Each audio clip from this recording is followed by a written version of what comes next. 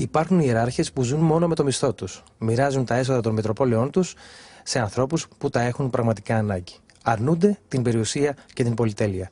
Ένας από αυτούς ήταν και ο μακαριστός Μητροπολίτης Σισανίου και Σιατίστης Αντώνιος Κόμπος. Πρόσφατα, ο Σύλλογος Αργίων ο Δαναός διοργάνωσε μία εκδήλωση στη μνήμη του.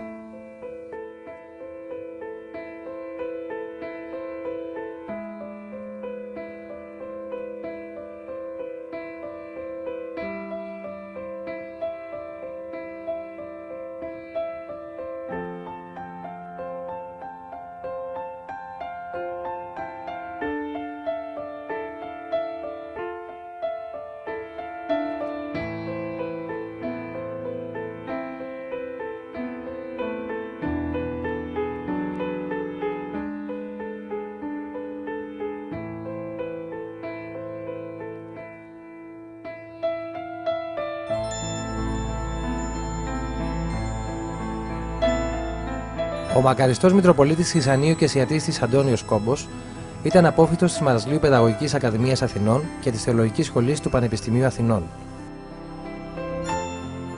Έκανε μετακπαίδευση στα Πανεπιστήμια της Οξφόρδης και του Παρισίου και διετέλεσε καθηγητής και διευθυντής ιερατικών σχολών.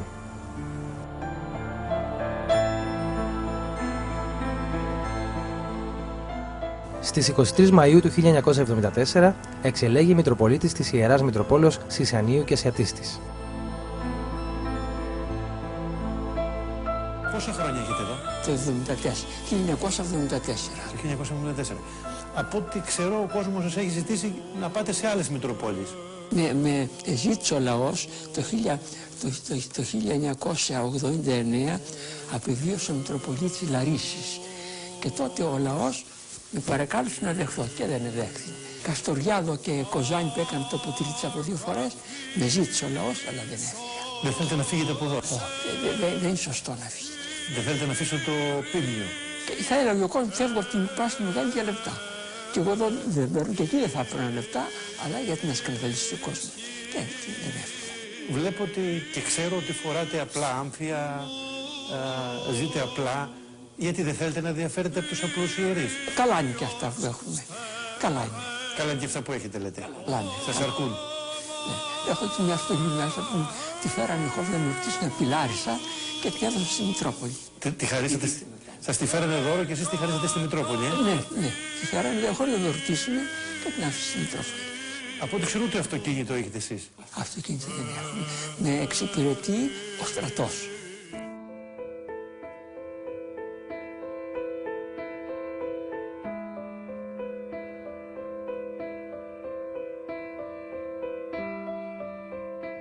Υπήρξε άνθρωπος εξαιρετικά σεμνός, προσινής και αεκίνητος, με σπουδαία πνευματική και φιλανθρωπική δράση, ιδιαίτερα ασκητικός, αμέμπτου βίου και σημαντικής πνευματικής ακτινοβολίας. Πολλοί χριστιανοί γονείς αμελούν το μέγιστον τούτο καθήκον της καλής των τέκνων ανατροφής, τα οποία αποβαίνουν άνθρωποι φερόμενοι τη δεκακίσε υπό των δαιμονικών παθών. Πολλοί γονείς και σήμερα ακόμη εγκαταλείπουν τα τέκνα των εις την τύχη των και ουδόλως φροντίζουν να μορφώσουν ηθικώς και να παιδαγωγήσουν.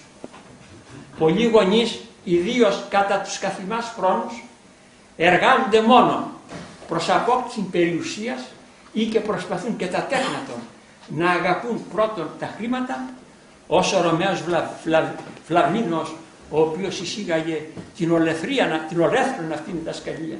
Όπου λύτε χρήματα εμπρότης, αρετή δε μετά τα χρήματα.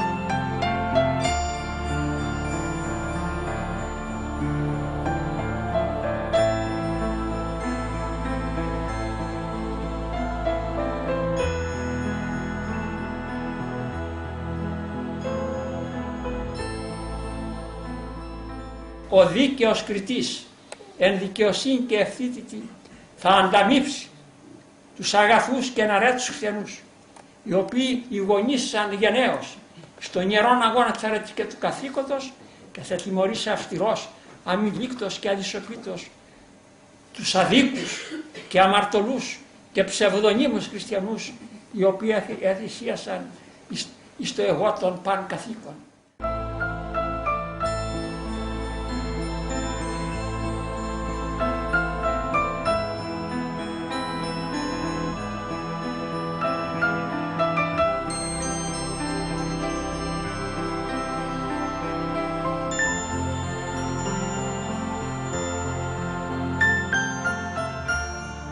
Ο πιο ταπεινός δεσπότης της Εκκλησίας, όπως τον αποκάλεσαν, άφησε την τελευταία του πνοή σε ηλικία 85 ετών στο Ποδοσάκιο νοσοκομείο Πτολεμαΐδας. Ο θάνατός του προκάλεσε μεγάλη θλίψη στο λαό της Άττιστας και της ευρύτερης περιοχής της Μακεδονίας. Από όλα τα χείλη εξήλθε μία μυριόστομος κραυγή, μία λέξης μόνον, την οποίαν οι πάντες εξεστόμησαν, και η λέξης ήτο ένας Άγιος πέθανε.